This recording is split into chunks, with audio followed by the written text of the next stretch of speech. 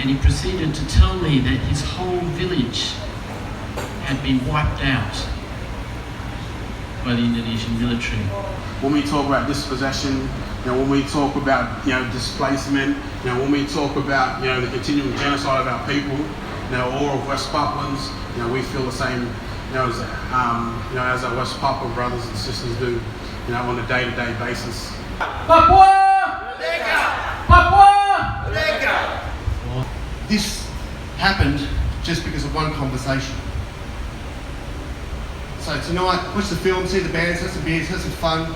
But tomorrow, when you're at work, if you're at uni, if you're demonstrating with the elders, showing solidarity, or if you're just talking to a friend in the street, talk about what you've seen tonight. You're going to see things in this film that you didn't know, and you're going to feel like I felt when I walked out of that interview with Benny Wenda. And it all starts with a conversation. We need to start talking about West Papua. Thank you very much for people of Brisbane welcoming me with this great city. On behalf of people of West Papua, thank you very much. So West Papua is always described as home of the three kangaroos, home of the bird of paradise, home of the 250 tribe, home of the forest, home of the mountains, but now is home of the Indonesian military, home of the Indonesian intelligence, home of the migrants. So this is happening in up the north, in West Papua. So this is always remind me why I ended up in this fight. Just one thing that I need to explain why I ended up fight this struggle. One thing that I always, this is not past, but it's happening right now. When I was in the village, 1977, I born 1975, 1977, between 1978 or 1978 or 89, something that I remember. One time my mom and my auntie going to the gardens. We walked beyond the mountains. Indonesian military come toward, and my mom grabbed my auntie 14 years and 16 years old, 17 years old. And I was in the middle. My mom grabbed my hand and my mom tell my auntie and myself, said there's some strange people coming. She's a little bit panicked and she's like shaking, and we're going toward the military suddenly stopped, and my mom really panicked, and the military look at my mom and my two auntie, grab my two auntie, and then they saw this girl.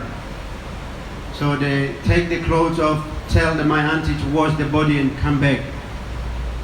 While they're doing that, my mom screaming and trying to fight. One of the military came and beat my mom with a gun button.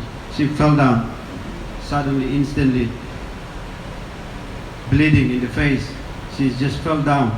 And the two auntie was raped in front of my eye. I couldn't do anything at the time. I cried for my mom or cried for my auntie. I don't know why they're doing this. They're screaming, just crying. I don't know what to do. That is the first time my sentiment will grow up. I don't know why I could do anything. Until 3 months later, we were surrounding, and then my village was bombed. And then my mom and my dad took me to the bush, hiding from 1977 to 1983. I grew up in the bush. One mountain, hide another mountain. All the friends, many people have been killed. Many people have died, young age like me. The time all of my friends have died because of no food, with malaria. Many elderly people have died, just buried under the trees, just go.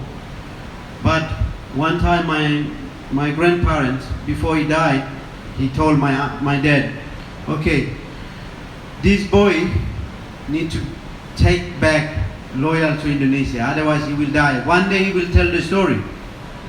And he said this Indonesian military, or these people are, you cannot win war with the bow and arrow with the modern gun. So my dad and my mom took me back to the Indonesia loyal. And that's what my dad was beating up in front of my eye. I couldn't do it. At the time I already grew up. So it's very hard to, sometimes really hard cry. I couldn't do anything.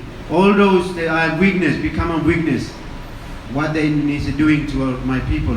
Solidarity, Jason, Joanne, and everybody here I couldn't mention, but thank you very much for